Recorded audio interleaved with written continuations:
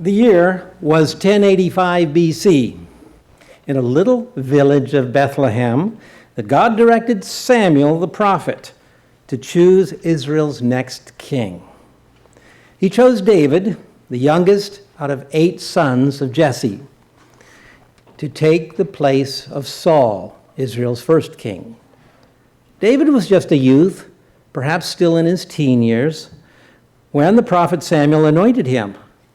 On that day, young David simply went back to shepherding his father's flocks as if nothing had changed. But something did happen beginning on that day for David. I won't turn, but in 1 Samuel 16, verse 13, for a reference, 1 Samuel 16:13, it says, "The Spirit of the Lord came upon David from that day forward, and the Spirit of the Lord departed from Saul." This is very important. It's very meaningful throughout the rest of David's life. God's Holy Spirit would be a part of his life. So young David would begin to be moved by the Holy Spirit from that day on, and through a series of experiences, God would be grooming David for the great responsibilities of leadership over a nation. God would test David's loyalty, his faith, his integrity in those formative years.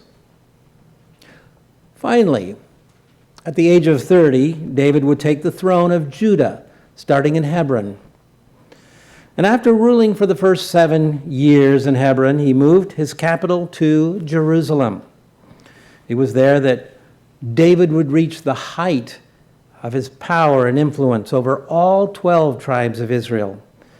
They would be united as one nation under his rule. And through numerous conquests, David acquired land, honor, riches from many lands around. And the nation's capital in Jerusalem would be enriched with much of that wealth. In the midst of all that success, David succumbed to a temptation common to man. He was at the height of his power and influence when he engaged in a sin of adultery with a married woman, Bathsheba. To try and cover up his sin, he resorted to murder of her husband Uriah. Bathsheba's husband was deliberately set in front of the hottest battle, it says in 2 Samuel 2, at the siege of Rabbah of the Ammonites, in order that he might die in the battle. Uriah was a very loyal and esteemed officer of the Gibberim. That's a group of David's inner circle of the 30 mighty and valiant soldiers, the Gibberim. David's rule and his reputation would be tarnished for the rest of his days. But through deep repentance and God's amazing mercy, David kept his throne, and he will rule Israel under Jesus Christ for 1,000 years as a spirit leader. It's interesting how a careful study shows a common pattern in the Bible. David's military triumphs are only recorded in a few verses, but the story of his fall into sin is recorded in great detail, being a lesson for all that would listen for ages to come. When I was at the feast in Greenville, South Carolina, I had a privilege of giving a split sermon, and I mentioned in one place in that message that I held up this Bible and I say, this is a history book that people are going to read from all the way through the 1,000 years, starting from the youngest childhood when children could begin to read. Because if God's word is going to spread across the earth as the waters cover the sea, then we have to see the training begin early and young, so we don't face the same distortions and falsehoods and relearning things in this age when there's so much religious confusion and religious just falsities in this world. So having said that, we will be able to teach people so much about this age of mankind when so many things happened. Who knows, 5, 6, 7, 850 years and beyond, people will have to be told this because they won't believe it, or they may not. They may say, really? That happened way back then? Yes, it did. And it's a lesson for people throughout the millennium that what happened before Satan was banished to his being locked up in Tartaru or the abyss, we could start to teach the nations of the world God's truth again in a wide scale, meaning in a wide scale. So anyway, I'd like to look at some deep lessons with you today recorded on what happened when David strayed from God, how God would take him through the furnace of testing and tempering, the crucible of tempering, and restore him, and how God is refining us as well for his kingdom. My title today, The Furnace is for Purifying. The furnace is for purifying. And as a subtitle, not for consuming us. My title comes from a number of Bible verses. One particular verse is a millennial prophecy. I won't turn to it, but Malachi 3, verse 3. It talks about God testing and proving those who will serve in a spiritual or ecclesiastical position in the millennium. And that they will have to go through a refining process. It just says, Malachi 3, verse 3, at Christ's coming, he will sit as a refiner and a purifier of silver. He will purify the sons of Levi and purge them as gold and silver, that they may offer to the Lord an offering in righteousness. Simple verse, it's pointing to a millennial setting. In the biblical account, with Bathsheba now carrying David's child, David could not hide his sin any longer. So he resorted to murdering Uriah, as I mentioned. And so Nathan the prophet is sent to David to confront him and to stir his conscience up to the egregious sins he had committed. Let's now please turn together to 2 Samuel chapter 12 and verse 5. We'll spend most of our time here in 2 Samuel. I will ask you if you have a marker, the proverbial marker, if you'd like to set it in there. It's a great place to put a marker today. 2 Samuel 12, verse 5. Picking up this narrative, Nathan the prophet describes in a parable to David how some rich man has a guest over and he wants to supply him with a nice meal, a roasted lamb, but he doesn't want to take any of his own lambs. He's got plenty. Instead, he goes and steals one from a poor man who raised a lamb from an ewe, a baby, and then it treated it like a daughter, and the whole family was very close to this lamb, but he steals this lamb and he slaughters it and he feeds his guest. Well, this is something where David is very incensed by this. Verses 5 through 7, let's read. So David's anger was greatly aroused against the man. And he said to Nathan, as the Lord lives, the man who has done this shall surely die. And he shall restore fourfold for the lamb, because he did this thing and because he had no pity. Then Nathan stares point blank into David's eyes and says, you are the man in the story. You are that man. Skip to verse 9 with me. Why, Nathan says, did you despise the word of the Lord by doing what is evil in his eyes? You have killed Uriah the Hittite with the sword. You have taken his wife to be your wife. You have killed him with the sword of the people of Ammon. Now, therefore, the sword shall never depart from your house, because you have despised me and have taken the wife of Uriah the Hittite to be your wife. Thus says the Lord, behold, I will raise up adversity against you from your own house, and I will take your wives before your eyes and give them to your neighbor, and he shall lie with your wives in the sight of the sun in broad daylight. Verse 12, for you did it secretly, but I will do this before all of Israel, before the sun. Verse 13, so David said to Nathan, I have sinned against the Lord. And Nathan replied back to David, the Lord also has put away your sin, and you shall not die. Now something happens between here. God sought for David's repentance, and David did repent.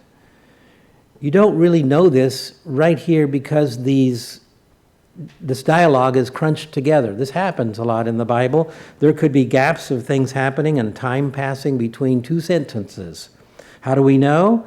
Psalm 32 and Psalm 51 give us a very clear, deep remorse and repentance that David expresses in those two Psalms. He struggles with his conscience. I won't turn there, but he does achieve a spiritual restoration because God accepts his plea for mercy. So this is what's happening here. Let's go on to verse 14. We're still in 2 Samuel 12, verse 14. However, because by this deed you have given great occasion for the enemies of the Lord to blaspheme, the child also who is born to you shall surely die. This is God's first in a series of punishments on David. Back in verse 6, when Nathan the prophet was telling the story about the man who stole the poor man's lamb, David in his anger said, remember, he said, that man in the story shall restore fourfold for the stolen lamb. Well, that seems to have been David's unwitting sentence upon himself. Apparently, according to his own judgment, he would lose 4 of his own sons prematurely. And the lesson is very poignant here. If God had permitted David to go without a rebuke, without punishment for his sins, and just to remain in peace and prosperity on his throne, the skeptics and the adversaries of the people of God would have had an excuse for mocking David and mocking God. But God is not mocked. We see that again by the Apostle Paul saying in Galatians 6, verse 7, a reference. Galatians 6, verse 7, do not be deceived, God is not mocked. For whatever a man sows, that he will also reap. Here's a comment from the pulpit commentary about what just took place when Nathan the prophet explained what God was going to do in David's life. First, there was the death of Bathsheba's child. Then Amnon was murdered. Thirdly, Absalom was murdered. And lastly, Adonijah. For David's adultery, there was an open disgrace wrought upon his royal dignity. And he had brought shame and dishonor upon the family relations of Uriah as well. So were his own family rights violated by his rebellious son, Absalom. If you recall, there would be a time later when, because of politicking and some strategizing, Absalom took some of David's concubines, or their wives, their secondary wives, and he, shall we say, molested them in broad daylight to fulfill that prophecy. And as often is the case, still reading from the pulpit commentary, the sins which followed were worse than those that prepared the way. Sin begins as a small stream trickling through a dam, but it can quickly break down all moral restraints and rush along like a destroying flood. End quote. So God is showing David through the harsh consequences that God cannot tolerate and excuse sin.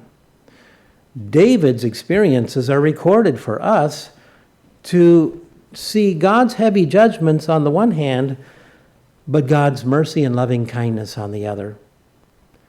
God wiped away David's sins completely, totally erased them. When he said, "Wash me clean," and God took away those sins. Yes, David had scars for those sins, and he did have to face some difficulties for the rest of his days. I won't turn, but Psalm 89, verse 31. Well, you may turn there with me if you'd like. I'll give us all a moment to go to Psalms. We're going to come back to Psalms later, so Psalm 89, verse 31.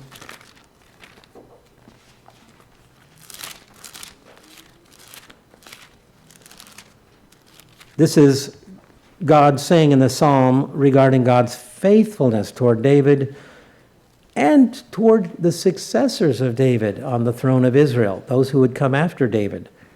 Psalm 89, verse 31. If they, again, this is David's successors to the throne of Israel, if they break my statutes and do not keep my commandments, then I will punish their transgression with the rod and their iniquity with stripes. Nevertheless, verse 33, my loving kindness I will not utterly take from him, nor allow my faithfulness to fail. So this is God's standards for the kings of Israel. Instead of the death penalty for adultery and murder, God would pass David through a refining furnace or crucible. The furnace or crucible is God's way of purifying us, but not consuming us. What is a crucible? In the Bible, it can be called a melting pot. In the King James Bible, it could be called a fining vessel, which means a refining vessel. Proverbs 25, verse 4. It's probably made of pottery. It's used in the refining of silver. The crucible is used throughout the Bible as a figure of testing of God's people, as well as the word furnace in the Bible. The stubbornly rebellious people of Israel are pictured as rejected silver. They've gone through the furnace, but the dross cannot be wiped clean in the analogy. Jeremiah 6, verse 30. As dross is the waste byproduct of the oxides and the impurities that must be taken off the surface of the silver. But in God talking about that of ancient Israel, there were times when he says, that dross cannot be removed. They won't listen to God. Ezekiel 22, verse 17. Well, we're in 2 Samuel. Please turn to Zechariah 13:9 with me. Zechariah 13:9 is a short passage. It's a prophecy of the coming period of testing of the people of Judah during the time of Jacob's trouble, also called the Great Tribulation. It tells us that 2/3 of the people will be killed, 1/3 will remain alive. Again, this is particularly a focus on the people of Judah. God says of that time, Zechariah 13, verse 9, I will bring the 1/3 through the fire, will refine them as silver is refined, and test them as gold is tested. Through the furnace, through the crucible. They will call upon my name, and I will answer them. I will say, this is my people, and each one will say, the Lord is my God. So it speaks of a time when they will repent and humble themselves and believe and trust in the returning Messiah, Jesus Christ, the 1/3 that is left. For all of humanity, ultimately, if the refining process fails to change people's hearts in a final judgment period, fails to remove the dross, Jesus Christ in Matthew 13, verse 42, speaks of the furnace of fire, and in that context, he's talking about the lake of fire, being the final punishment of the incorrigibly wicked. I won't turn there, but this is a term that Jesus Christ used of the lake of fire, the furnace of fire. Getting back to the family conflicts, coming back to 2 Samuel again, David was going to experience a number of things, family troubles that began when Amnon, David's oldest son, and David's firstborn son by his wife Ahinoam, molested his half-sister Tamar. This is Absalom's sister, born of David's wife Maacah. That from 2 Samuel 13.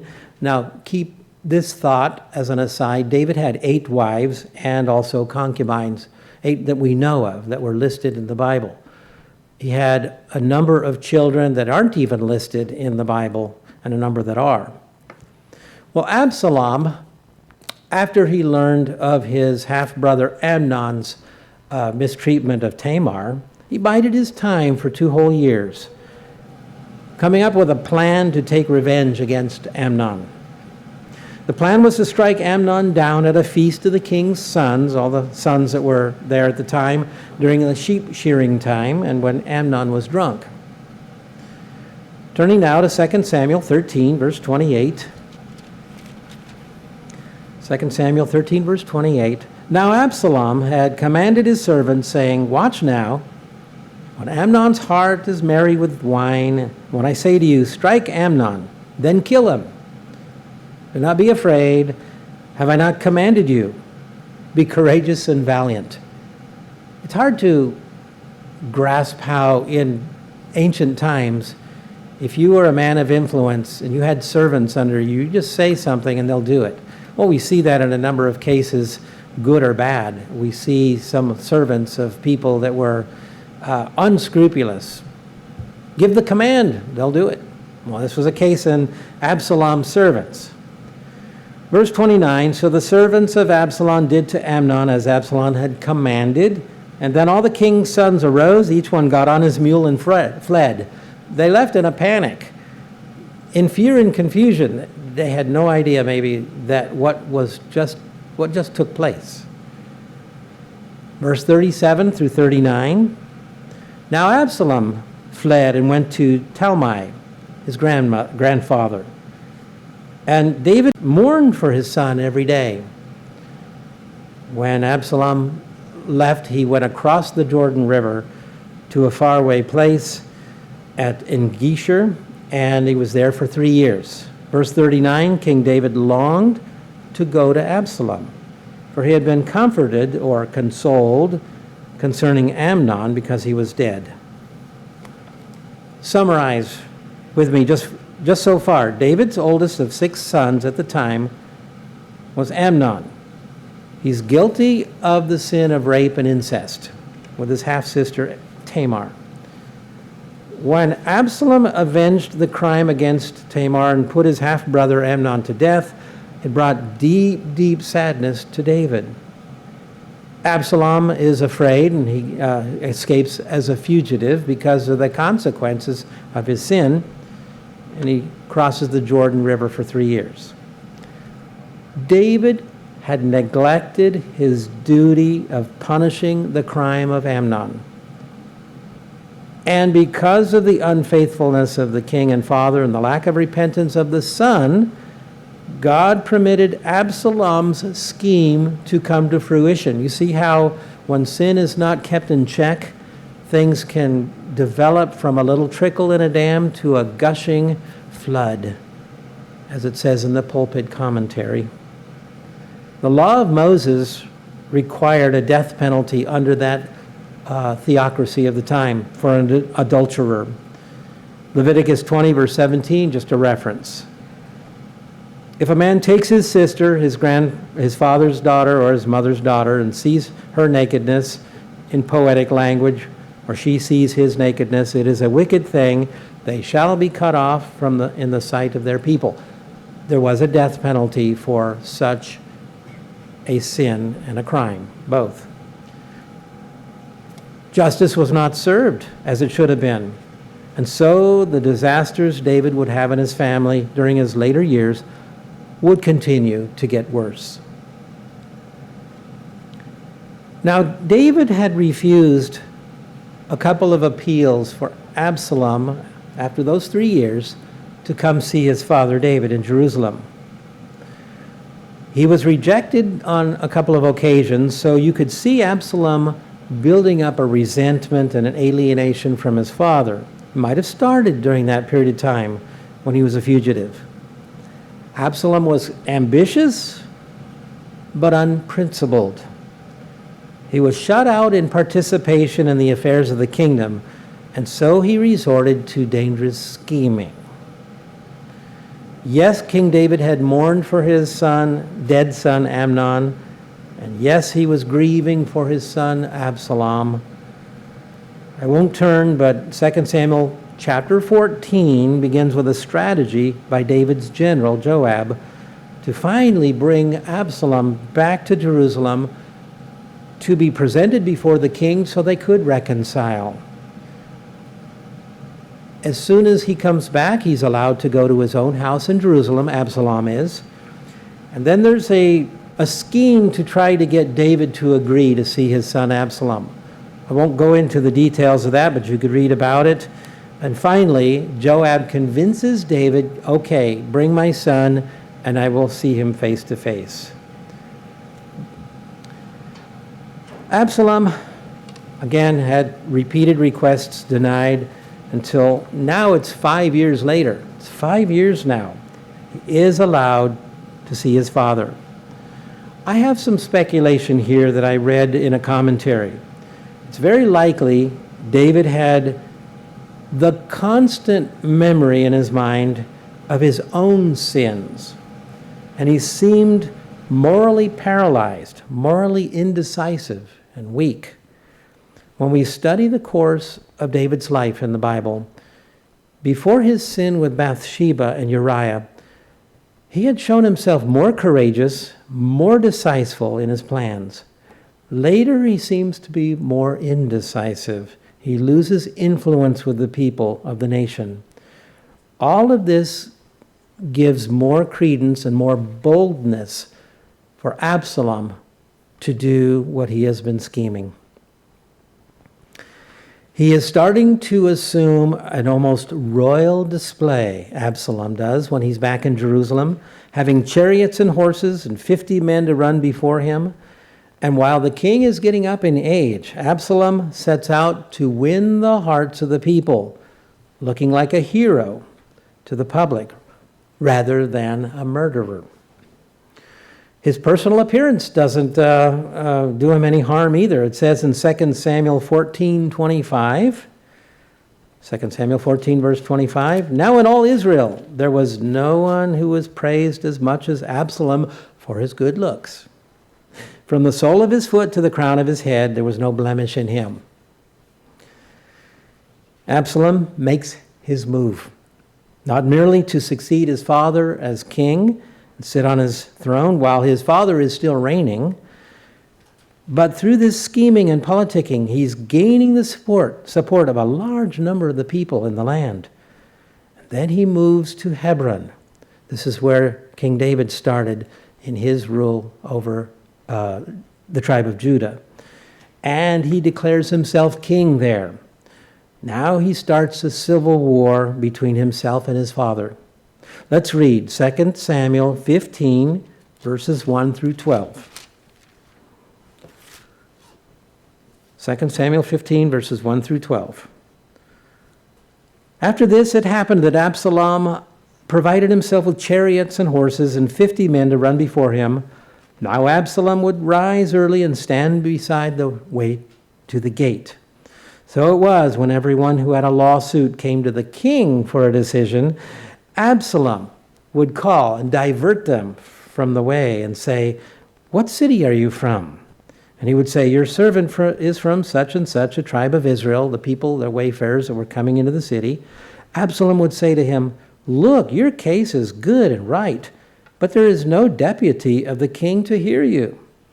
Moreover, Absalom would say, "Oh, that I were made judge in the land of Israel, and everyone who has a suit or a cause would come to me, and I would give him justice."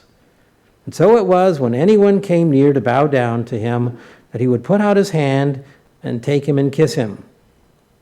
In this manner, Absalom acted toward all Israel who came to the king for judgment. So Absalom stole the hearts of the men of Israel.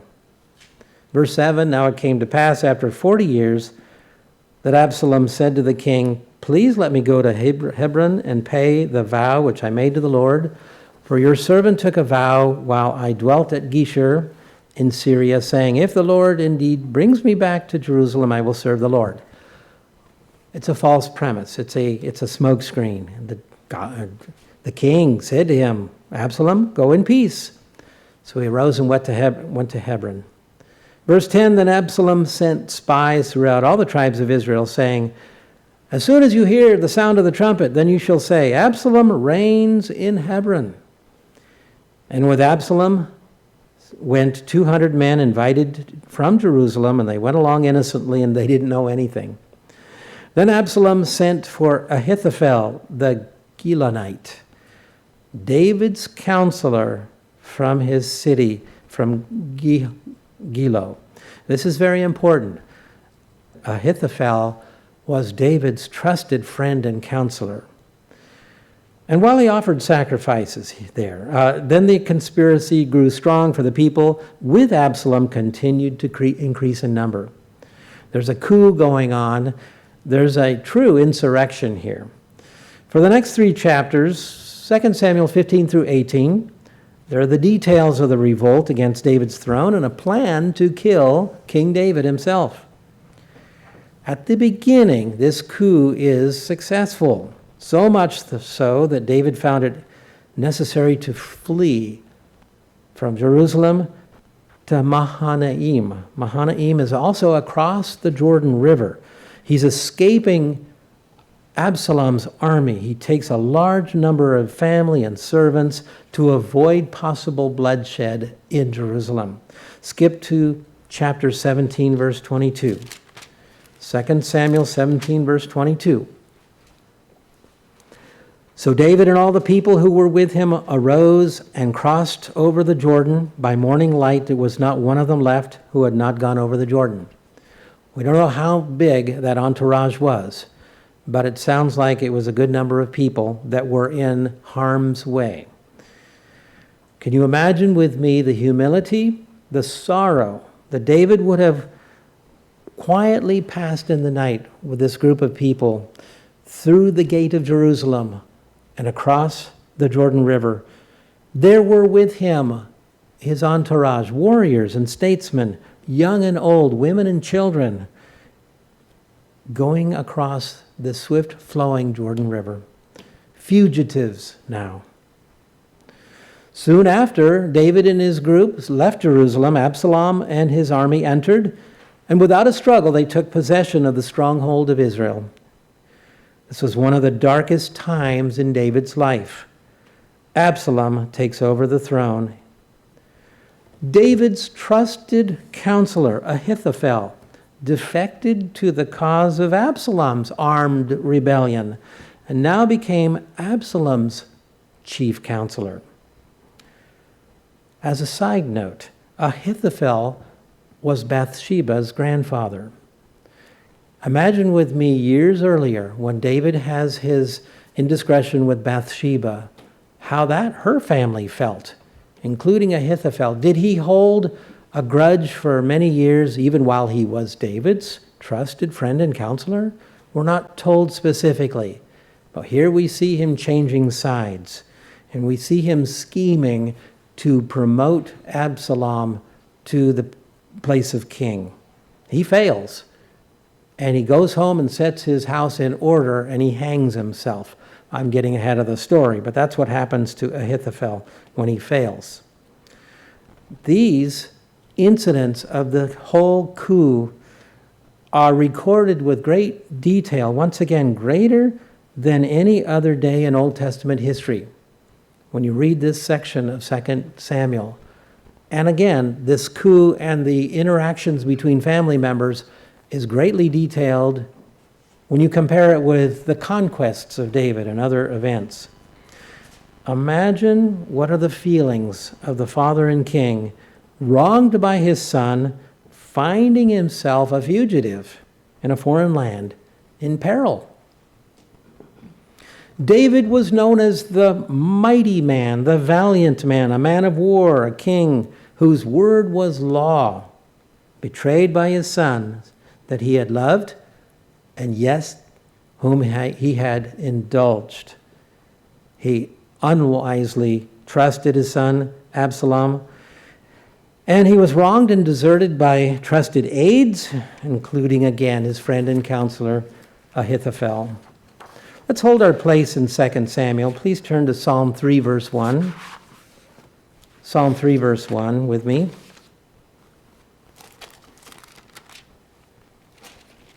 This is a psalm of David when he fled from Absalom. It was in the hour of David's darkest trial. He pours out his heart's grief, but his heart is still fixed on God when he wrote this. Psalm 3, verses 1 through 8. Lord eternal, how they have increased who trouble me. Many are they who rise up against me. Many are they who say of me, there is no help for him in God. But you, O Lord, are a shield for me, my glory and the one who lifts up my head. I cried to the Lord with my voice, and he heard me from his holy hill. Selah. I lay down in sleep, I woke, for the Lord sustained me. I will not be afraid of 10,000s of people who have set themselves against me all around. Arise, O Lord, save me, O my God, for you have struck all my enemies on the cheekbone. You have broken the teeth of the ungodly. Salvation belongs to the Lord. Your blessing is upon your people. Once again, this is a psalm of David when he fled from his son Absalom. In this section, a lesson for us is that God decides the outcome. To an observer, it looks like the end of David's reign. It looks like his throne is going to be overtaken in this coup, except for one reality. God had already decided who would succeed David on the throne. And the choice was not the vain and disloyal Absalom's to make. The matter was settled on the battlefield. Absalom and his followers proved to be no match for David's loyal army. And his loyal commanders, and of course the will of God himself, brought a loss of 20,000 followers of Absalom, and the rest were put to flight, scattered back to their homes. Absalom, just briefly, while he was making a hasty retreat himself, riding on a mule, got his hair, his long flowing hair, stuck in the branches of an oak tree, and he's swaying there. Maybe the mule just goes running on, and he's dangling there in the tree. Well, Joab, David's general, and his soldiers came up against Absalom. Just a thought, David had pleaded with Joab and the soldiers to not harm Absalom if they found him, but to bring him back. David was still grieving and hoping that his son would live, but Joab had different plans. Joab goes up, and there are 3 javelins that pierce into Absalom and kill him right there, dangling in a tree. The rebellion, along with Absalom's life, were over. The next few weeks, Absalom's army was defeated, and the tidings of the death of this rebellious son filled the heart of David with the most severe grief. That story is in chapter 18. I won't go into detail there, but it's very interesting to see the detail in which that is told too. After the suppression of the rebellion of Absalom, David would live 10 more years reigning as king over Israel. They were comparatively more peaceful years. During those years, he labored quite a bit in accumulating treasures of every kind to build a great temple in Jerusalem, but that would be left to Solomon. God was told in a dream that he was a man of blood, that his son Solomon would be the one to pick up and carry on the construction. David led a very energetic and exciting life. It was filled with perils and trials and dangers, and it had left David perhaps in a more feeble physical health and a premature death at age 70. It would seem that age 70 was a young time for him to die, but we don't also know, what were his battle wounds from all those years? We're not told. We're not told how much he was crippled at the end of his life, but we do see him slowly rising from his bed to anoint the next king, Solomon.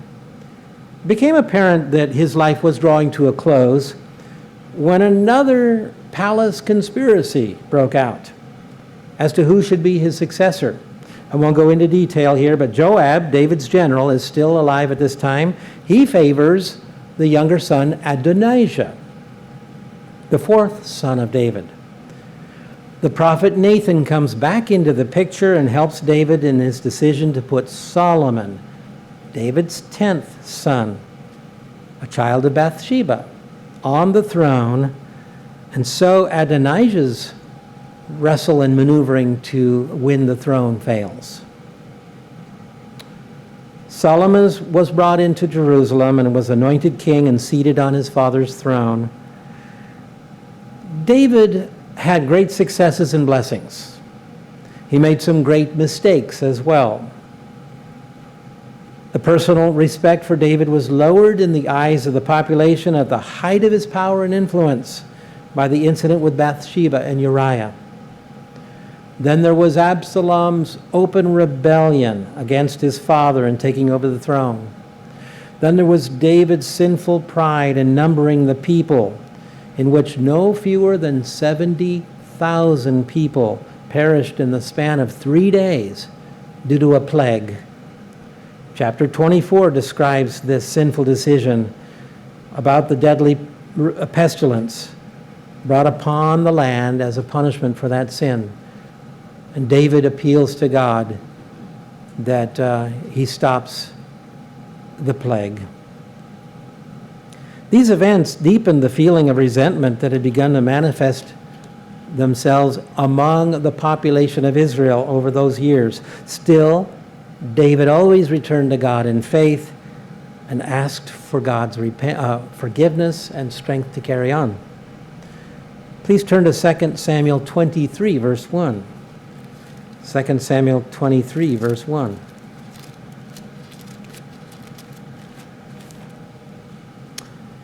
These are David's last words, and they reveal his unfailing faith in God and his his joyful confidence in God's gracious mercy and covenant promises.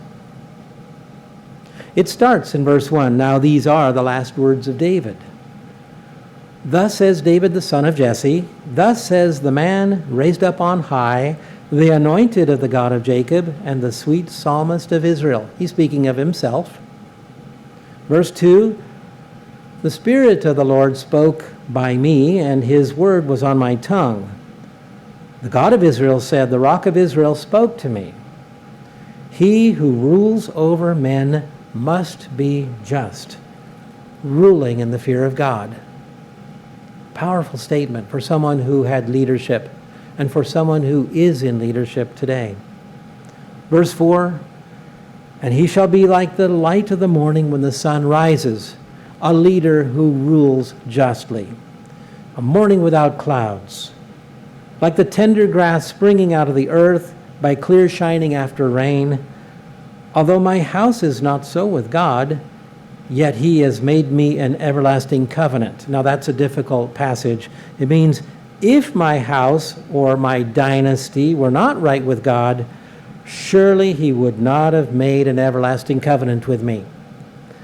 Multiple more modern translations put it that way. Continuing, ordered in all things and secure, for this is my salvation and all my desire. Will he not make it increase? In his earlier years, Nathan the prophet declared to David that God would curse him with a troubled reign for the rest of his life. There would be violent civil unrest. There would be troubles within his family. And while David would not die for his sins, his child, born of Bathsheba, would die instead as a punishment. That was an abuse of his authority as a king, and the events of these chapters confirm that his adultery, even though it was private, had enormous public consequences. He couldn't keep it secret, as we know, and that's why he had Uriah killed in the heat of battle. Because of his sin, David, for a short period of time, lost his kingdom. In the end, David's kingdom was restored. The key thing we can draw from this late life story of David, which again is going to be taught for many generations in the future as people read the book we're holding in front of us, is that David repented deeply. This is in stark contrast to Israel's first king, King Saul, who sinned but could not see his own flaws. His pride would not allow him to repent, and he had the kingdom torn from him and given to someone more worthy, and that was the time when Prophet Samuel went to anoint David when he was a teenager or a youth. Please turn to Psalm 25 and verse 1. Psalm 25 and verse 1. It's a psalm of David. It's a short psalm here. In addition to David's longing desire to reconcile with God after he sinned, the real greatness in David was not his conquests, the size of his kingdom, the wealth he had accumulated, but rather his trust in God despite all the hardships that he was going to face that God predicted. This psalm reflects David's trust and hope. Psalm 25, verses 1 through 3. To you, O Lord, I lift up my soul. O my God, I trust in you. Let me not be ashamed. Let not my enemies triumph over me. And indeed, let no one who waits on you be ashamed. Let those be ashamed who deal treacherously without cause. We're drawing to a conclusion here. David did have to endure God's discipline, but he grew spiritually stronger as a result.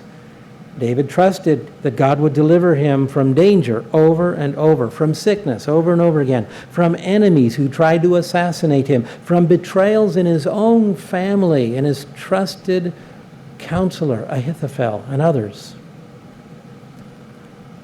David reigned for 40 years and 6 months. At the age of 70 years, he was buried in the city of David. David was the largest contributor to the book of Psalms. About 80 Psalms are attributed to him. Our lives, through faith in Jesus Christ and our obedience toward the Father, hold out much greater eternal blessings than just being given peace and prosperity and a temporal reign like many of the other kings of Israel had. We are being offered the kingdom of God for eternity. David, too, was promised this, being among the first fruits for salvation. And he looked forward to this greater blessing that is also offered to you and me. Please turn finally to one last passage in Hebrews 12, verse 3. Hebrews 12, verse 3. This one speaks importantly to you and me.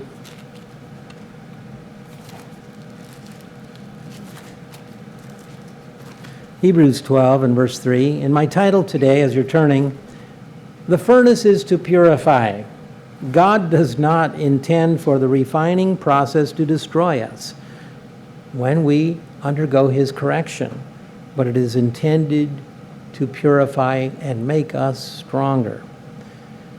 As we saw in the experience in which he caused David to go through, God shows us he cannot tolerate and just excuse sin. David's record helps us to see the great ends which God has in view in dealing with sin. Studying the biblical stories throughout the Bible, including David's, we can learn that even though God's stern correction is there, God's purposes, again, are for our growth and our perfection, and his mercy and kindness triumph over justice and judgment. God caused David to endure testing, but he did not destroy him. Verses 3 through 5, Hebrews 12. Here we can see a reflection on a proverb of how God chastises the son or daughter whom he loves. For consider him who endured such hostility from sinners against himself, Jesus Christ, lest you become weary and discouraged in your souls. You have not yet resisted unto bloodshed, striving against sin. Verse 5, and you have forgotten the exhortation which speaks to you as sons. And Proverbs 3, verse 11, is quoted by the author of Hebrews. My son, do not despise the chastening of the Lord, nor be discouraged when you are rebuked by him. For whom the Lord loves, he chastens, and scourges every son whom he receives. Verses 7 through 11, if you or I endure chastening, God deals with us as with sons. For what son is there whom a father does not chasten? But if you are without chastening, of which all have become partakers, then you are illegitimate and not sons of God. If we don't get course corrections when we need them, when God sees that we need them in his wisdom. Verse 9, furthermore, we have had human fathers who corrected us, and we paid them respect. Shall we not much more readily be in subjection to the Father of spirits and live? For they indeed, for a few days, human fathers, chastened us as it seemed best to them. But God, for our profit, that we may be partakers of his holiness. And I might add, be partakers of eternal life, too. Verse 11, now, no chastening seems to be joyful for the present, but painful. Nevertheless, afterwards, it yields the peaceable fruit of righteousness to those who have been trained by it. So as long as any of us is still alive and of our right mind, God is not finished yet. He's not finished yet purifying us for his kingdom. The furnace is for purifying us and not to consume us.